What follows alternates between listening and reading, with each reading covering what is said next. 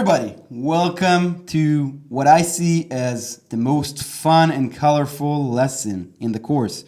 This is going to be a buffet of 14 different cool techniques and directions in which you can take your guitar playing in order to go to the next level. Because after we've got the chords and some strumming pattern under control, we will want to move in new directions and give more spice to our song playing. So let's begin. I'm going to give you a taste of those techniques and ideas. When you want to research more about any one of them, head below to the description. There is some links for some more resources and great lessons about each one of those techniques. So let's begin. The first one might seem actually obvious, but I still want to point it out. And this is keep learning new songs all the time, because you might get stuck in the rut and just play your bunch of favorite songs. That's what a lot of players do. But if you'll constantly spice up your playing and add more songs to your arsenal, you like a song that you hear on the radio, go to Ultimate Guitar, check out how to play it.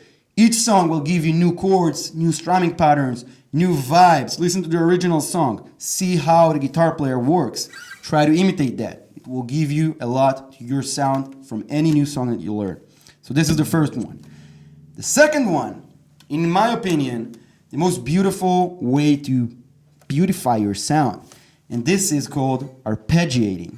When, for example, instead of just playing the progression with full strums,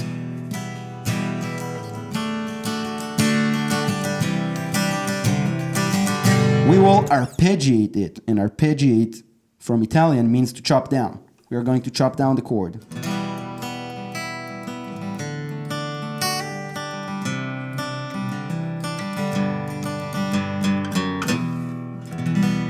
You can also do it with your fingers and it sounds a bit more gentle.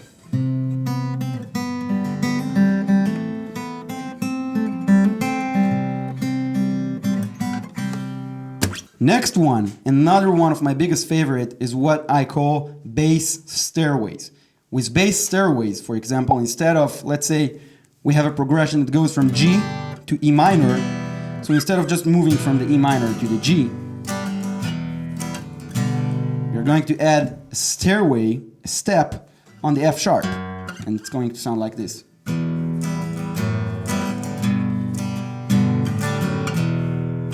Also, another famous step is, for example, from the C to the AM, A minor.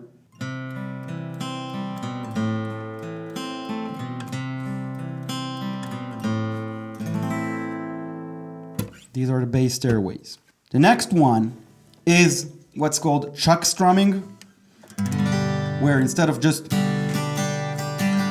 playing the progression, you can add a chuck. Chuck is when you block the whole strum.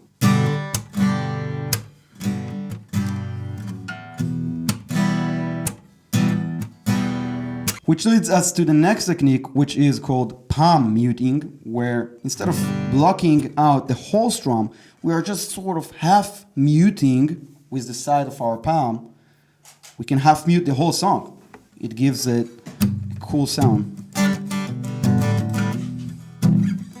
You can listen to the songs I'm Yours or The A-Team, for example, by Ed Sheeran, to hear how it sounds like in famous recordings. This is palm muting.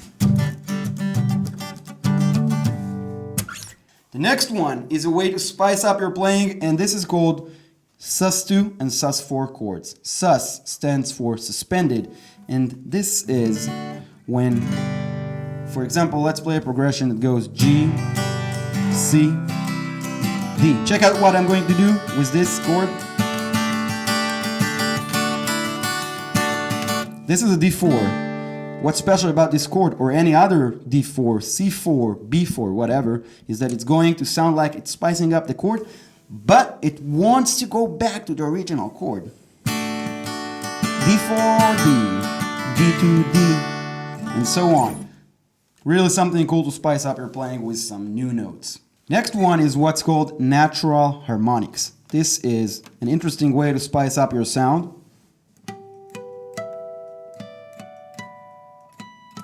It's very famous from the intro for Nothing Else Matters by Metallica, for example.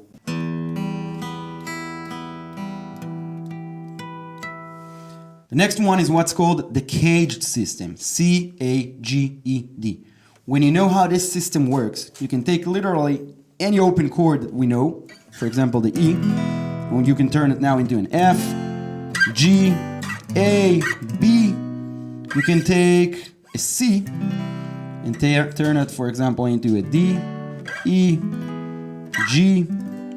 Have you ever seen a G that looks like this? You can do all sorts of cool stuff all over the fretboard. It will really open up the fretboard for you. You gotta know how to play bar chords in order to use it, by the way. The next one is learning the blues, the father of rock and roll music, and actually one of the easiest genres of music that you can learn, because most types of blues would only contain 3 chords. For example, here's how a typical blues sounds like.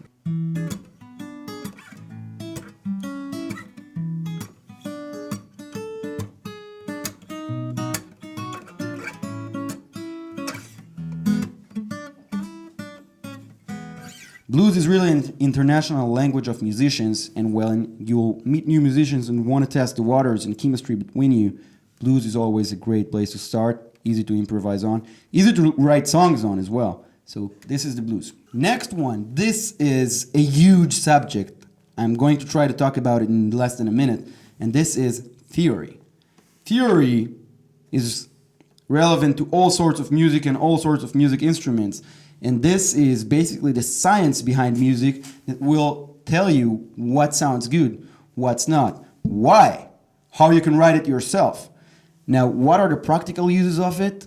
It's endless. Anywhere from writing new songs to playing new solos that you will improvise by yourself, to improvise some lead guitar. For example, your friend will play a certain progression on the guitar and you will be able to just jam on it and, just improvise, and it will sound good. Just like how we hear in recordings. So theory will open all of that up for you. That's what I can say about it in less than a minute. I know it might sound boring and not sexy. It is very sexy. Check it out. The next one is spice up, especially when you learn some theory, spice up and improve your expressiveness on the guitar by using more correctively and more slides, bends, hammer-ons, pull-offs, and all that sort of stuff, vibratos. Now, what's the best way to improve on it? It brings us to the next point, which is learn some famous riffs. Anywhere, you can start anywhere from Satisfaction by the Rolling Stones, Lila by Eric Clapton, all those famous beginner's points. You can learn them from tabs, you can learn them from a guitar lesson on YouTube that also shows you how they sound like, and all of them feature at least some of those techniques, the slides, the vibrato, what we talked about in the last point, and they will really show you how the masters did it, which will give you a lot. These 2 points brings us to the last point, which is learn solos. This is what many people see as perhaps the most fun thing you can do on the guitar, especially if you're more into electric guitar type of music and rock and roll or all those other that are based on the electric guitar. Really, learning any famous solo worth its salt can be even a project that will take anywhere from weeks to months until you will learn it beat by beat and make it sound smoother each time. But eventually, when you'll be able to play it next to the recording and sound close to it, or even identical, you're going to be so satisfied. And each one of those solos that you will learn will give you so much to your playing and will open up really how your fingers move on the fretboard and just make you a better guitarist. So this is learning solos, and this is it. That was 14 ideas. The last thing I want to say, it's not really a technique, but it will make your guitar a lot more fun to play. Now, as you can see on my guitar and on my other guitars as well, I got some inlays right here. They look cool. I got the pick guard, the red pick guard. Now, people tell me, hey, isn't that like a $2,000 guitar? No, those inlays that make it look so beautiful and expensive cost like $5, $10 on Amazon, same as the pick guard. Now, when you get them, at least for me, when I have them on my guitar looks pretty as hell. And I'm like, hey, I want to play that thing even more. And when you play your guitar more, when you do it to your guitar, you're going to play it more, you're going to improve more, you're going to enjoy it more. So if that's your thing too and you want to check it out, I provide some links below to where you can do that. And anyway, those were some ideas. Take some of them. I'm sure at least some of them lit up a spark in you. Go ahead, start researching them, start playing them on your guitar, develop your own sound. I'll see you in the next lesson. Goodbye.